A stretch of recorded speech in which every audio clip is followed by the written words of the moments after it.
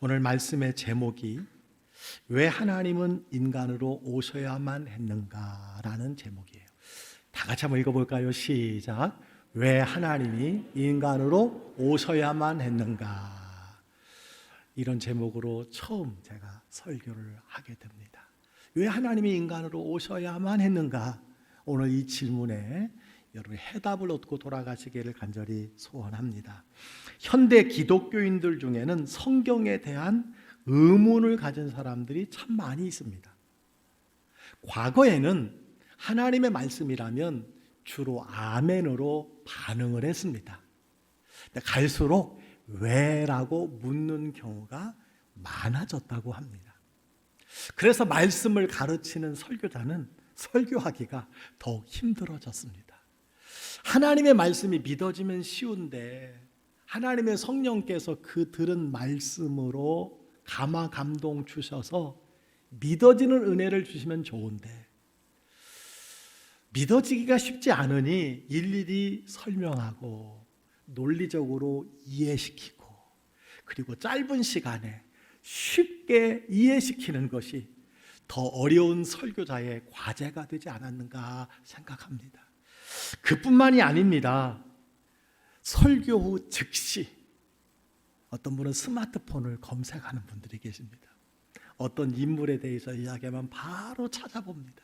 어떤 사건에 대해서 얘기하면 바로 검색에 들어갑니다. 팩트 체크에 들어갑니다. 그래서 설교자가 얼마나 무서운지 몰라요. 여러분 간혹 설교 중간에 고개를 숙이지 마시기 바랍니다. 설교자는 또 검색하시는구나. 여러분 오해할 수 있다는 사실을 기억하시기를 바랍니다. 저는 성경에 근거하여 설교하지만 의문에는 언제나 저는 질문해야 된다고 생각합니다. 여러분 의문나는 것이 있으면 교역자에게 항상 질문하시기를 바랍니다. 질문하는 신앙이 참 중요합니다. 여러분 예수님의 복음서에 보면 많은 사람이 예수님께 질문한 것이 복음의 정수가 된 것이 참 많이 있습니다. 한 사람이 와서 예수님 어느 계명이 가장 크니까 이렇게 물었어요. 그 말씀에 예수님께서 하나님을 사랑하라 하는 것이 가장 큰 계명이요 둘째도 그와 같으니 내 이웃을 내 몸과 같이 사랑하라. 질문 때문에 주신 여러분 진리의 말씀들이 성경에 참으로 많이 있습니다. 예수님 어디로 가시나이까? 여러분 물었습니다. 내가 곧 길이요 진리요 생명이니 나로 말미암지 않고는 아버지께로 올 자가 없느니라. 질문을 통해서 주신 진리의 말씀이 있습니다. 여러분 질문하시는 신앙이 되시기를 바랍니다. 확실히 알고 믿고 헌신하시기를 주의 이름으로 축원합니다. 여러분 왜 우리가 알아야 되느냐? 호세아 4장 6절에 보니까 이런 말씀이 있어요. 내 백성이 지식이 없음으로 망하는도다. 몰라서 망한다는 거예요. 하나님의 말씀이 어떤 건지 몰라서 제대로 못 믿고 망한다는 거예요. 요한복음 8장 32절에도 이런 말씀이 있습니다. 진리를 알지니 진리가 너희를 자유롭게 하리라. 지식이 없으면 망할 뿐만 아니라 진리를 제대로 모르면 참 자유를 누리지 못해요. 하나님이 주신 권세와 능력을 우리가 경험하지 못하게 된다라고 하는 것입니다. 가끔 성도님들께서 이렇게 말씀하시는 분들이 의외로 많이 있어요. 목사님 저는 교회를 오래 다녔는데 성경은 잘 몰라요. 이렇게 말씀하시는 거예요. 모태신앙이고 오랫동안 교회를 다녔는데 성경을 모른다는 분이 의외로 많습니다. 겸손한 모습인 것 같지만 가만히 보면 여러분 자랑은 아니라고 생각을 합니다. 그렇게 오랫동안 교회를 다니고 그렇게 오랫동안 성경을 들고 신앙생활을 했는데 그렇게 오랫동안 모태신앙으로 말씀을 배웠는데 성경을 모르면 여러분 큰일인 거예요. 아무튼 성경에 대한 의문은 기독교인들뿐만 아니라 일반인도 여러분 의문을 가진 사람들이 참으로 많이 있습니다. 의문을 가진 사람들이 예수를 믿게 되는 경우가 참으로 많이 있다는 것을 여러분 기억하시길 바랍니다. 자, 많은 사람들이 하는 질문 중에 이런 질문이 있습니다. 인간이 어떻게 신이 될 수 있어? 라는 의문이에요. 인간이 어떻게 하나님이 될 수 있어? 여러분은 어떻게 생각하십니까? 나름대로 대답을 가지고 계시지만 오늘 말씀을 잘 경청하시기를 바랍니다. 저는 오늘 설교 제목에 대답하기 전에 선행되어야 할 질문이 있다고 생각합니다. 예수님은 과연 역사적 실존 인물이었을까라고 하는 것입니다. 여러분 어떻게 생각하십니까? 예수님이 실제 인간으로 오셨다면, 역사적으로 실제 하셨다면 증거가 있어야 될 것 아닙니까? 그래서 19세기 프랑스의 계몽주의 사상가들 중에는 예수님의 역사성의 문제를 제기하는 사람들이 있었습니다. 하지만 이들의 주장이 큰 힘을 얻지 못했어요. 예수님께서 역사적인 인물이라는 증거가 성경 이외에 다른 문헌에도 그 증거가 너무너무 많았기 때문입니다. 여러분, 그 중에 유실론적 실존주의 철학자인 칼 야스퍼스의 말이 이들에 대한 적절한 대답이 될 것이라고 생각합니다. 칼 야스퍼스가 이런 말을 했습니다. 고대의 유명한 인물이 실제로 존재했는가 하지 않았는가는 그가 남긴 영향력만 봐도 충분히 알 수 있다. 그렇습니다. 만약 그가 실존하지 않았다면 영향력이 발생할 수가 없기 때문이라는 것이지요. 세종대왕의 영향력, 여러분 우리가 잘 알고 있습니다. 이순신 장군의 영향력 우리가 잘 알고 있습니다. 박정희 대통령의 영향력 우리가 잘 알고 있습니다. 왜? 실존했던 인물이기 때문입니다. 자, 그렇다면 인류 역사 속에서 예수님의 영향력은 여러분 얼마나 될까요? 이 땅에 존재하는 수많은 여러분 교회들, 그리고 수십억의 기독교인 숫자, 이것이 예수님의 영향력이라고 말할 수 있습니다. 더불어 우리가 사용하는 달력이 그 하나의 증거라고 할 수 있습니다. 여러분 새해 달력을 필요한 만큼 가져가시기를 바랍니다. 혹시 또 이웃에게 전도할 분에게 이번에 초청하신 분들에게 주실 수 있는 분들은 가져다 주시면 좋습니다. 그래서 한 번 더 또 초청할 수 있는 기회가 되는 것입니다. 여러분 달력이 좋은 것은 1년 365일 동안 교회 달력을 걸어놓고 산다는 거예요. 이것이 참 좋은 선물이라고 여러분 생각을 합니다. 어쨌든 여러분 달력을 한번 생각해 보세요. 그것이 예수님의 영향력이 나타나는 것이라고 저는 말할 수 있습니다. 예수님의 탄생일을 기준으로 주전과 주후가 나누어져 있어요. 주전이 무엇입니까? 주님이 오시기 전, 이것이 BC입니다. Before Christ. 주후가 무엇입니까? AD, 아노 도미니. 주님 오신 후, 우리가 구약과 신약을 나누듯이 우리가 보는 세계의 모든 사람들이 보는 달력이 이렇게 나누어져 있다라고 하는 것이 얼마나 영향력이 예수님께 큰가라고 하는 것을 알 수 있습니다. 여러분 그런데 요즘은요, 종교에 대한 중립 입장 때문에 이제 BC AD가 아니라 CE, 커먼 에라라고 합니다. 공통 시대가 사용되고 있고요. BCE, 비퍼 커먼 에라, 공통 시대 이전, 이것을 표기하는 학자들이 많이 늘어나고 있다라고 하는 것이 참 아쉬운 일이 아닐까 생각을 합니다. 이는 마치 오늘날 미국에서 메리 크리스마스가 사라진 것 같아요. 종교 편향이라는 거예요. 그래서 미국에서 유포한 말이 무엇이었습니까? 해피 홀리데이, 행복한 휴일이 되었습니다. 한 해를 마무리하면서 즐겁고 행복한 시간을 보내는 날이라 이렇게 뜻으로 바꾸어 버리고 말았습니다. 이것이 종교 편향이라고 하는 것에서 나오는 여러분 탄압이라고 말할 수 있어요.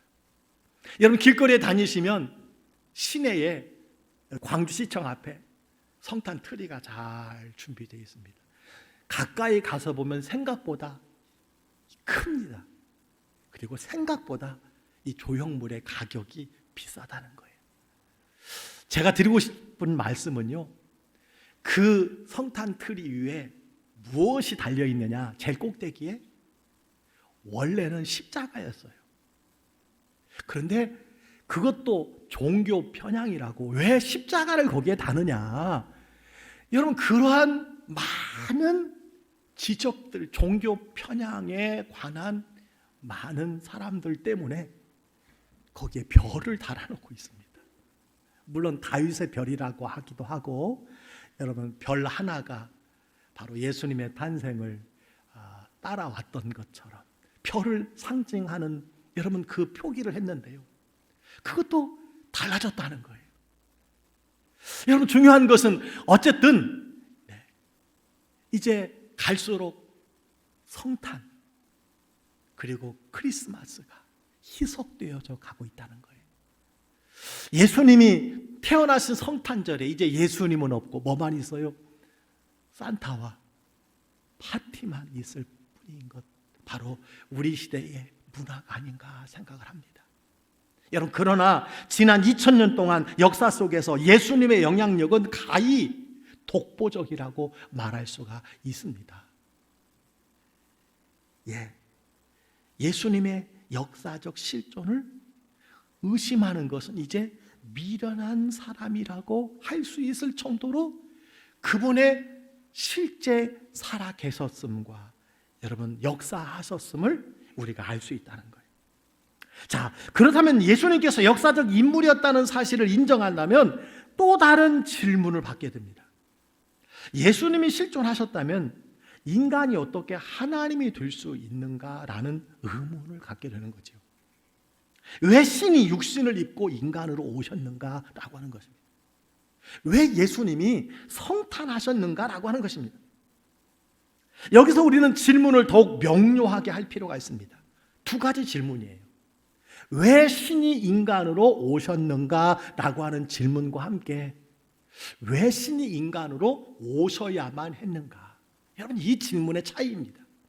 왜 신이 인간으로 오셨는가 묻기 전에 왜 신이 인간으로 오셔야만 했는가를 물어야 한다라고 하는 것입니다. 왜 신이 인간으로 오셨는가라고 물으면 오신 이유가 하나님께 있어요. 그러나 왜 인간으로 오셔야만 했는가라고 물으면 원인이 여러분 외부에 있게 되는 것입니다. 왜 하나님은 인간으로 오셔야만 했던 것일까요? 하나님께서 인간으로 오실 수밖에 없었던 이유가 무엇이 있을까요? 인간의 허물과 죄 때문인 것을 우리는 압니다. 인간의 허물과 죄 때문에.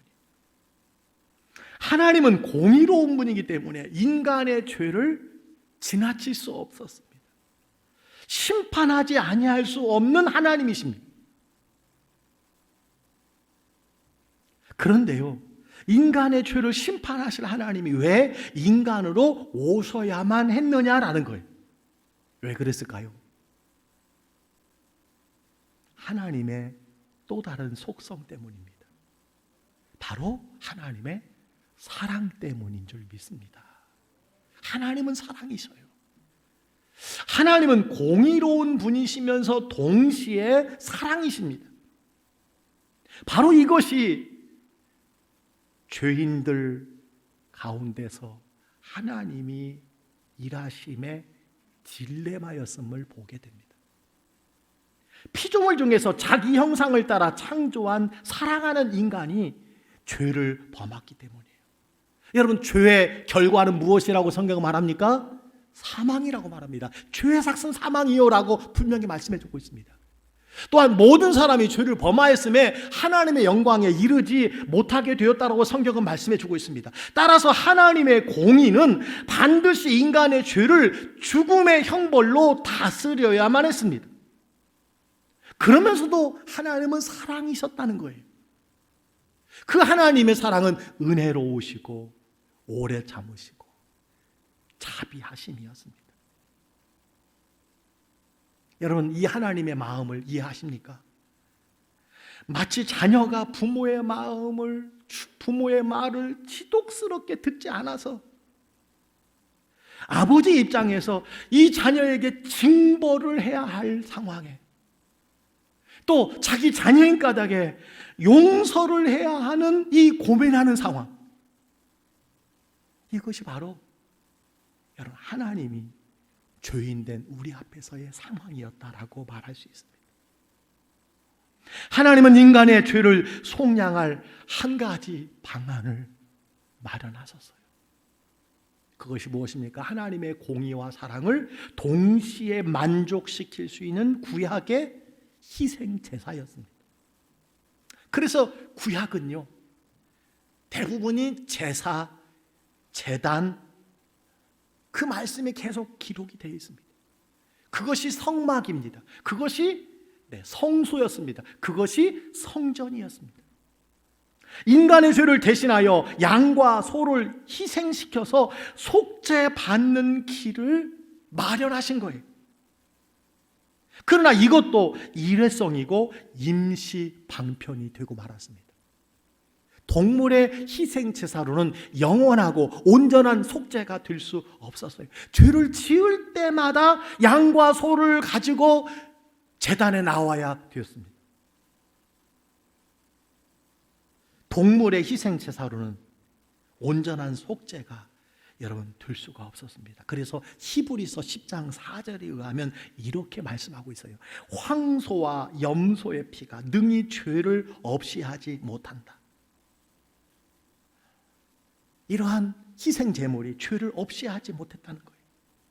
이것은 단지 해마다 죄를 지을 때마다 죄를 기억나게 할 뿐이었다라고 하는 것입니다.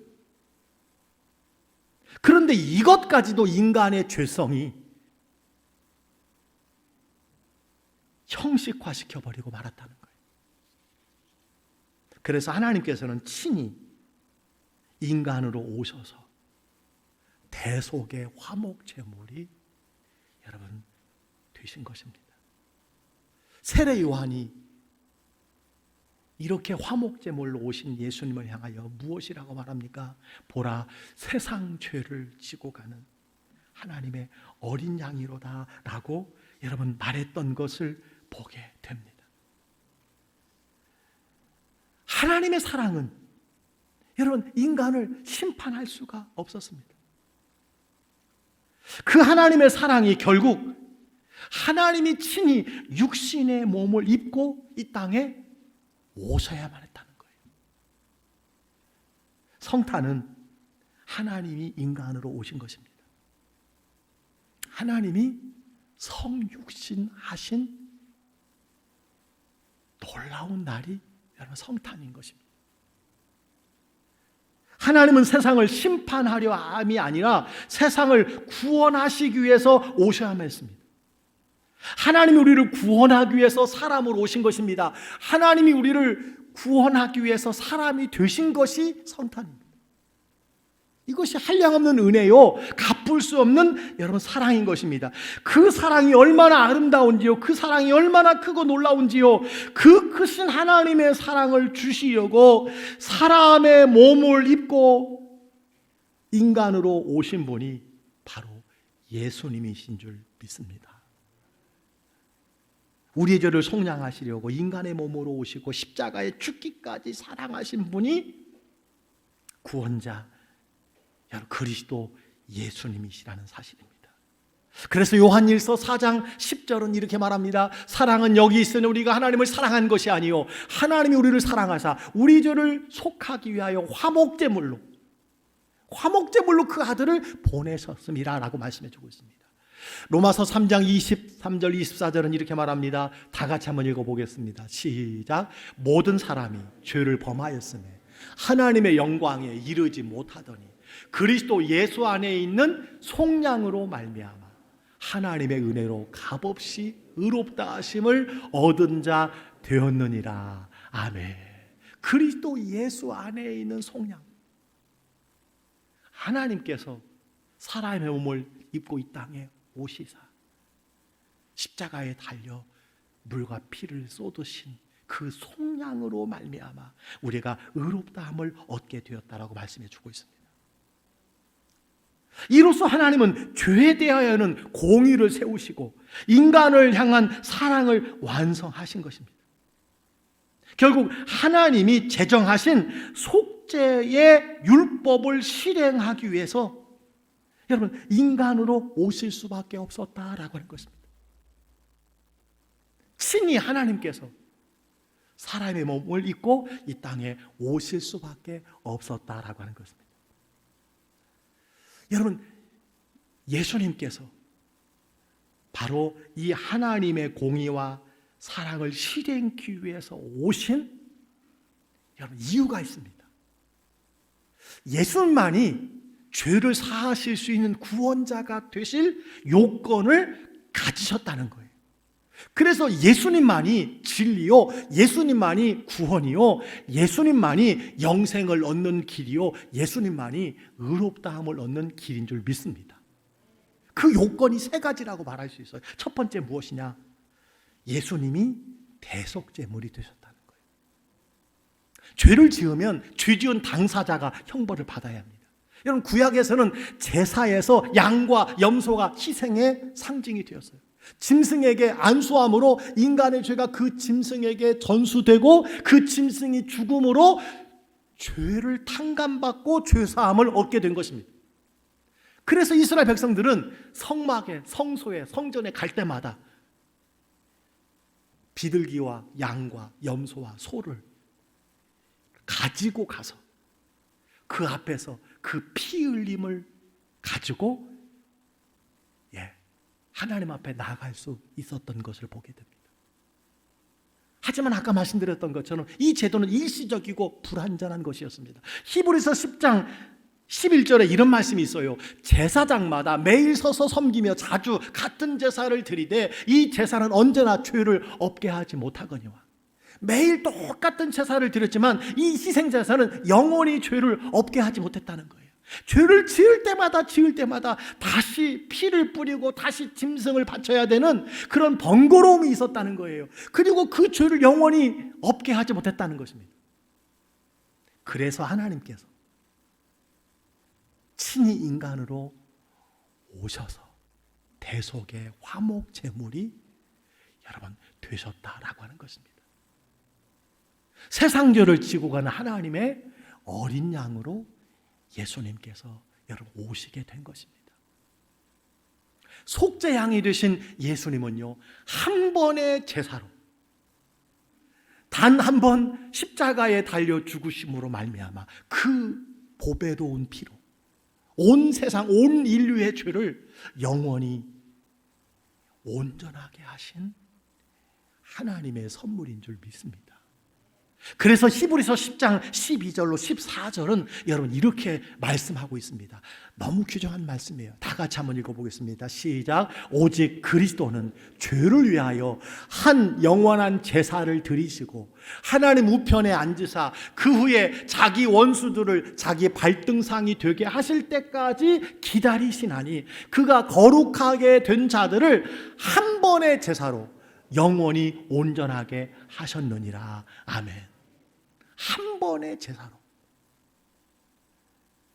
아담이 지은 그 원죄가 모든 사람에게 다 여러분 전수되었습니다.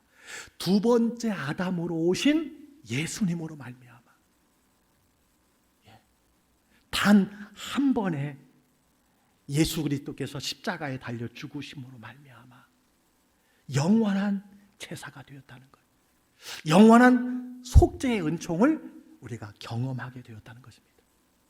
여러분, 예수님이 구주이시고 예수님이 바로 그리스도인 것은 예수님이 대속제물이 되신 것인 줄 믿습니다. 두 번째는요, 피 흘림이에요. 레위기 17장 11절에 보니까 이런 말씀이 있습니다. 육체의 생명은 피에 있습니다. 내가 이 피를 너희에게 주어 제단에 뿌려 너희의 생명을 위하여 속죄하게 하였나니 생명이 피에 있으므로 피가 죄를 속하느니라.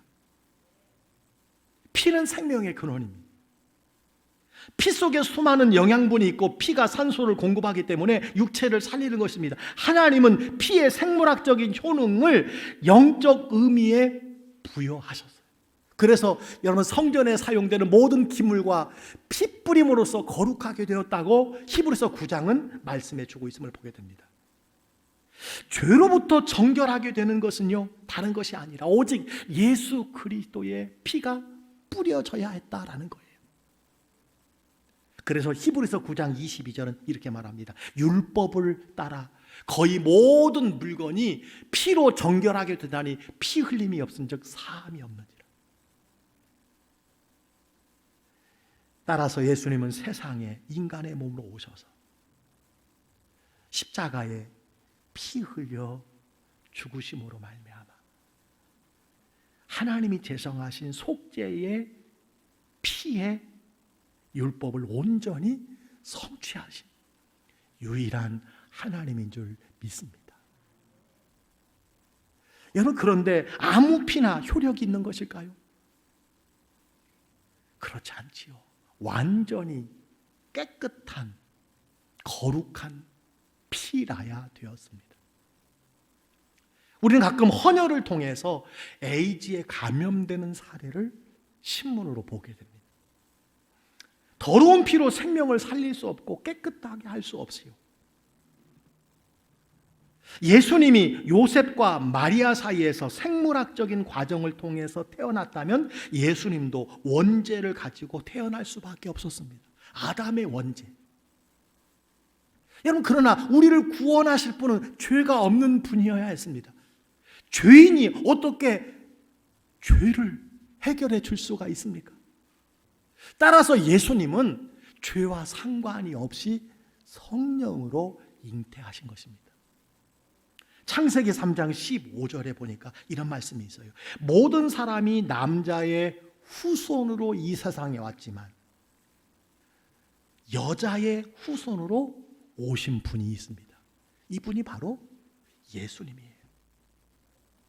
그래서 창세기 3장 15절을 원복음이라고 이야기합니다. 창세기에 예수 그리스도의 성령의 나심을 말씀하고 있는 거예요. 여자의 후손이에요. 죄와 상관없이 오실 분이 예수님이라는 것입니다. 그래서 성령으로 잉태되었기에 죄 없는 깨끗한 피로 우리를 구원하실 수 있었던 것입니다. 여러분, 이 세 가지가 예수님이 유일한 구원자인 것을, 유일한 그리스도인 것을, 그리고 우리의 죄 문제를 해결하신 분이라는 요건에 여러분 필요 충분 조건을 가지신 한 분이라는 사실을 우리가 기억해야 합니다. 이것이 성탄이에요. 왜 하나님이 인간의 몸을 입고 오셔야만 했는가? 여러분, 여기에 답이 있는 것입니다. 사랑하는 성도 여러분, 성탄절은 말씀이 육신으로 오신 예수님의 성탄을 기억하는 기독교 최대의 명절입니다. 교회력은 이 대림절로부터 시작이 됩니다. 우리는 이 성탄절을 세속적인 유흥이나 쾌락의 기회로 삼아서는 안 될 것입니다. 천지를 만드신 하나님께서 친히 육신을 입고 인간으로 오셔야만 했던 이유, 우리의 모든 죄를 사하시고 우리를 구원하시기 위한 유일하고 합당한 분이셨기 때문이라는 거예요. 말씀이 육신이 되었습니다. 이것이 성탄의 가장 큰 선물입니다. 우리가 이 선물을 받았습니다. 이 복음을 받았습니다. 이 선물을 널리 전파해야 될 줄 믿습니다. 하나님이 인간의 몸을 입고 낮고 천한 이 땅에 오셨습니다. 십자가의 고난을 받으시고 피 흘려 죽기까지 우리를 사랑하셨습니다. 이 사랑을 노래해야 되지 않겠습니까? 성탄을 기다리는 절기에 주님께서 이루신 그 크신 사랑을 기억하시기를 바랍니다. 그리고 기쁘다 구주 오셨네 만백성 맞으라 힘껏 찬양하며 경배하며 송축하기를 주의 이름으로 축복합니다. 그리고 예수 믿어 구원받았고 하나님의 자녀가 되었으며 천국 백성이 되었사오니 하나님께 영광 올려드리는 여러분 삶이 되시기를 주의 이름으로 축원합니다. 사랑하는 성도 여러분, 이 대림절 기간에 더욱 죄를 멀리하고 모든 사람과 더불어 화평함과 거룩함을 따르는 절기, 그리고 기쁘다 구주 오셨네 마음껏 노래하며 찬양하며 감사하는 절기가 되기를 주의 이름으로 간절히 축복합니다.